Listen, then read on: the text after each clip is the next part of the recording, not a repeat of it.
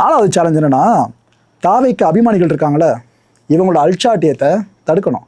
ஏன்னா ஆட்சியை பிடிக்கிறதுக்கு முன்னாடியே பசங்க எந்த அளவுக்கு வண்டியில் போய் விழுந்து சாகிறது, மரத்து மேலே ஏறுறது, டிரான்ஸ்ஃபார்மர் மேலே ஏறுறது என்னமோ பண்ணிட்டு இருந்தாங்க.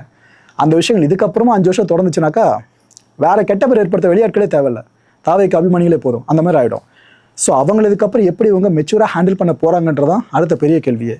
ஏன்னா ஆட்சி அதிகாரத்தில் ஒரு அரசு நடத்திட்டு இருக்கும்போது அந்த மாநிலத்தில் எந்த குறைநிறை நடந்தாலும் அவங்க தான் ரெஸ்பான்சிபிள். ஸோ எந்த ஒரு விஷயம் நீங்கள் தப்பாக பண்ணாலும் கவர்மெண்ட் பதில் சொல்கிற மாதிரி ஆகிடும்.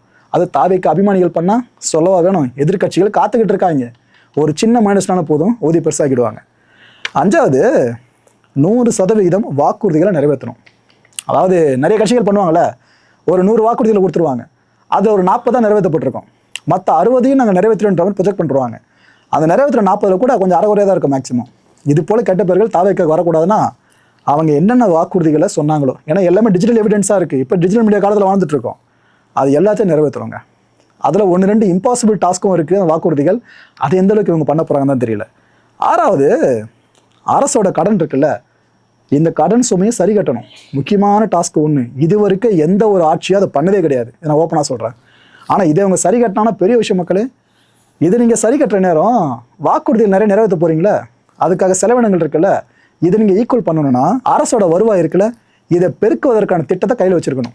இங்கே அதிகாரிகள் உதவி தேவைப்பட இல்லைன்னு சொல்லலை, ஆனால் அந்த அதிகாரிகள் சொல்கிறத கரெக்டாக இருக்கான்றதை பகுப்பாய்வு பண்ணுற திறன் நம்மளுக்கு இருக்கணும். இதில் நம்ம தெளிவாக இருக்கணும் எப்போவுமே.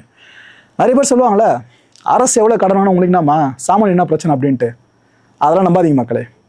அரசு கடன்றது கவர்மெண்ட் நடத்துகிறாங்களே அவங்க பாக்கெட்லேருந்து எடுத்து கொடுக்கறது கிடையாது, மக்களோட வரிப்பணம் சார்ந்து அந்த டெபிசிட்டை அவங்க ஃபேஸ் பண்ணுறதா அது. அப்படி இருக்கும்போது தமிழக அரசுக்கு ஒரு கடன் இருக்குன்னா மக்கள் நம்ம தலையில் அந்த கடன் இருக்குன்னு தான் அர்த்தம். இது டிவிக்கு நல்லா தெரியும் நம்புகிறேன் இப்போ வரைக்கும் ஆழமா. ஓகே, 7வது கண்டம் எம்எல்ஏஸ். இந்த குதிரை பேரங்களை கேள்விப்பட்டிருப்பீங்களே, அது மாதிரி ஏதாவது ஃப்யூச்சரில் நடக்குது அப்படின்னா, இவ்வளோ பெரிய கோட்டையை இப்போ டிவிக்கே மாறிடுச்சுல, இந்த கோட்டையிலேருந்து ஒரு செங்கலாக உருவது ஈஸி, ஒரேடியாக தகர்க்கிறது தான் கஷ்டம். அந்த செங்கல்களாக இருக்க எம்எல்ஏக்களை உருவ ஆரம்பிச்சிட்டா ஆட்சி நடக்கும் போது. ஸோ இதை ரொம்ப ரொம்ப கண்ணுங்கருத்துமாக இருக்கணும்.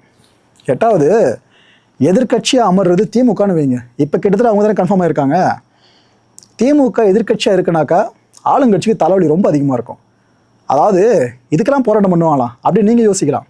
திமுக அந்த விஷயத்த ரொம்ப பெருசாக கொண்டு போவாங்க.